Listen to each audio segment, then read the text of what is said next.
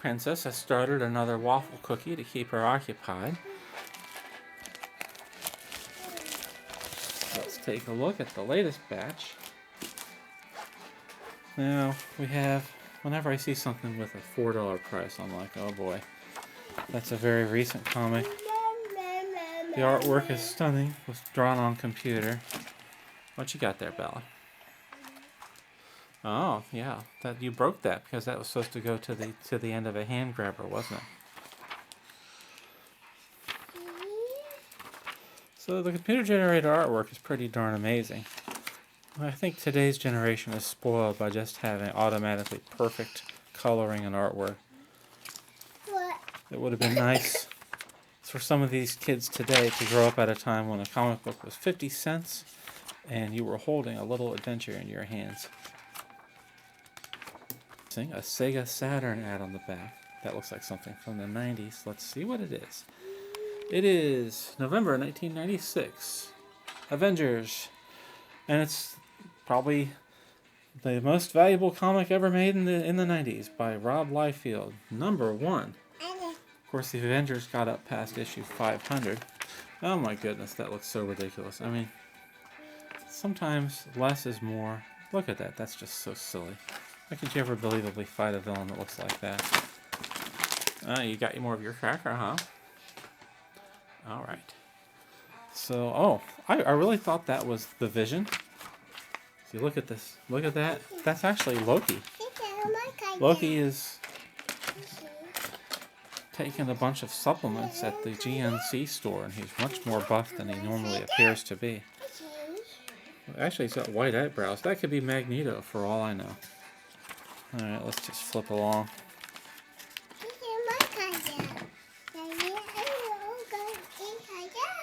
Okay, go get tissue. Wipe your nose. Alright, another guy posing instead of saving the world. Captain America, what is wrong with his jaw? It's like he needs a visit to the dentist or something.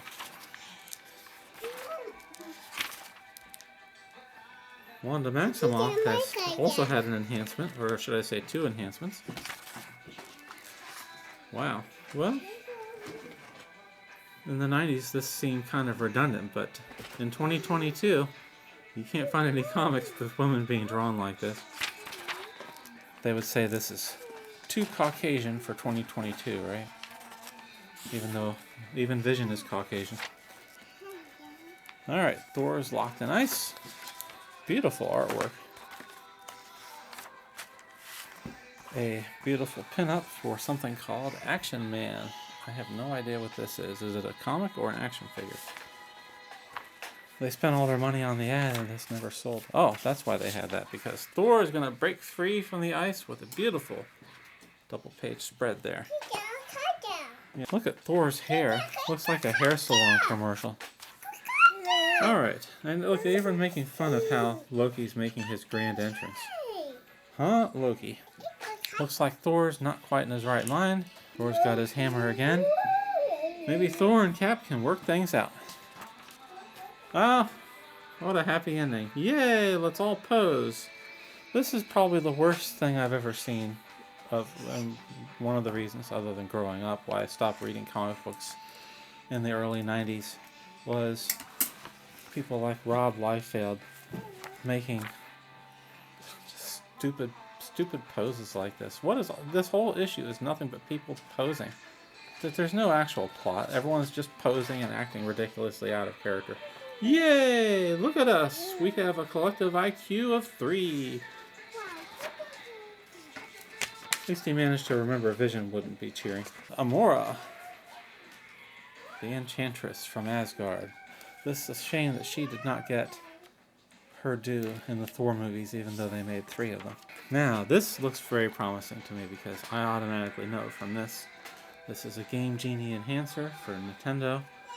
Actually, this shows us how old the comic is. It is, in fact, Warlock and the Infinity Watch #1. What a prize.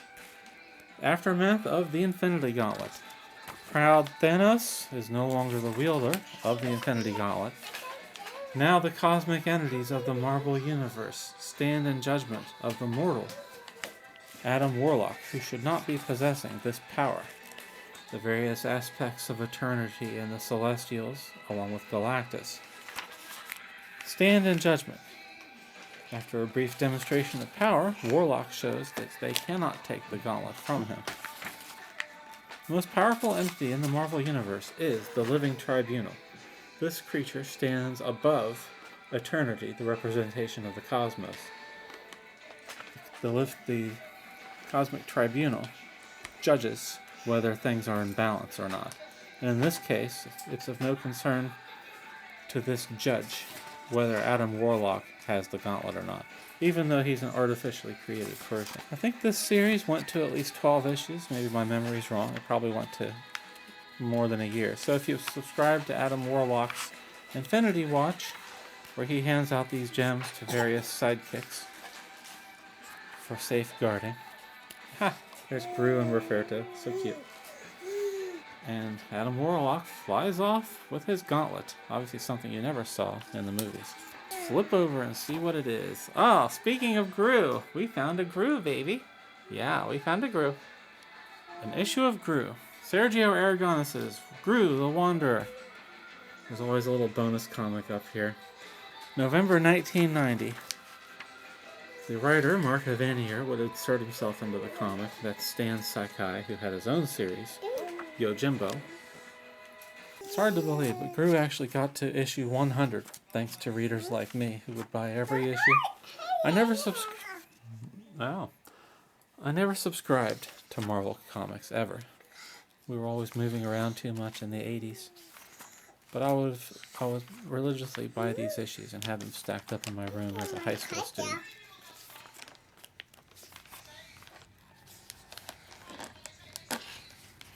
Moral: we laugh at stupidity because the alternative is to cry over it. Back to the Future 2 and 3, the game. Now we have something really special here. I love John Bolton's artwork for these X-Men Revisited issues. And look at that. One of the best series of the late 80s. Wolverine, and he's in the country of Madripoor. Various criminal syndicates, written by Chris Claremont, illustrated by John Buscema. So Logan's posing as Patch, someone who has a mysterious past.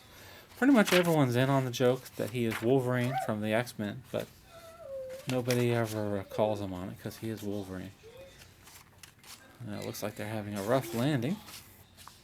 It's time to give Wolverine some adventures away from mutant mayhem.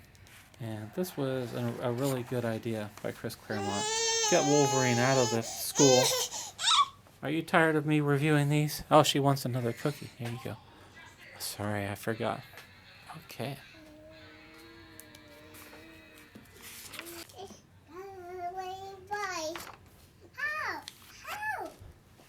Well.